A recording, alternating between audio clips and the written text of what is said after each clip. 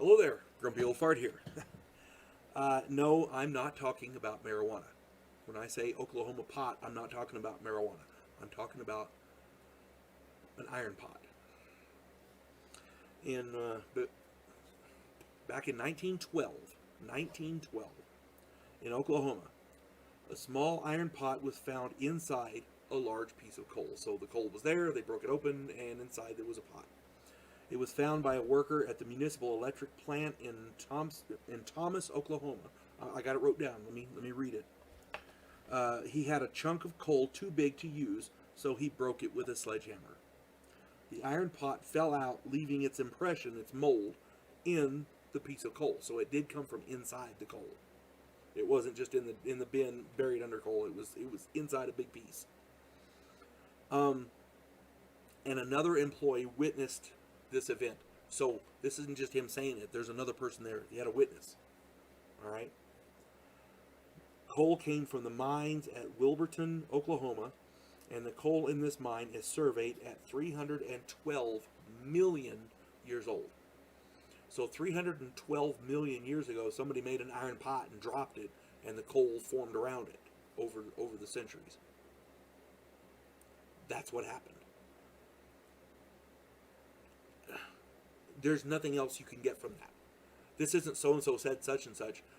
The guy had a witness. There was another person there who witnessed what happened.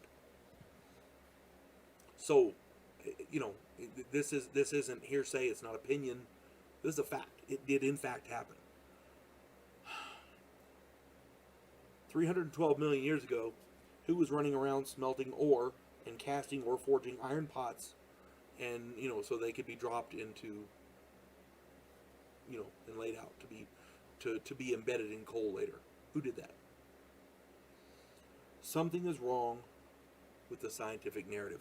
They're telling us that human beings didn't exist more than, I want to say, 5 or 8, 10,000 years ago, something like that, 20,000 years ago.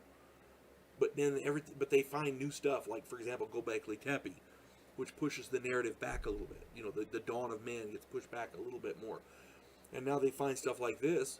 312 million years ago, somebody dropped a pot. Somebody forged a pot, cast it or whatever, and then dropped it.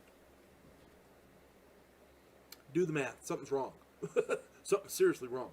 Michael Cremo may be onto something with his book Forbidden Archaeology, because you got to check out that book. According to him, he makes some weird claims that say the museum officials, museum personnel are altering the dates to fit the narrative, and that's not science. You should follow the facts, and where the facts go, that's where the truth is. That's not what they're doing. According to him, they have a narrative that they want to put forward, and they're changing the facts to fit that narrative. That's not science. Okay? Stuff like this just blows the official narrative right out of the water, and it shouldn't be. Okay? Scientists should look at stuff like this and go, well, okay, we were wrong. Let's figure out what the right story is, what the facts are. But they're not doing it. They're hiding stuff like this. A scientist looks at something like this and says, oh no, that can't happen. It's right there. 2 people. One guy broke it open and the pot was inside, and somebody else witnessed it. You gonna call them liars? I'm just saying. If it's a hoax, it's a damn hell of a good hoax. I'm just saying. Something's wrong with the official scientific narrative. And we got to figure out what it is.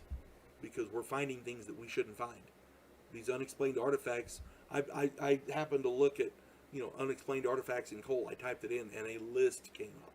I'm doing some more later, but my point is, there's a lot of shit that shouldn't be. According to if the official narrative was real, there's a lot of shit that shouldn't be, and it is. That's all I'm saying. You folks have a good day. God bless one and all.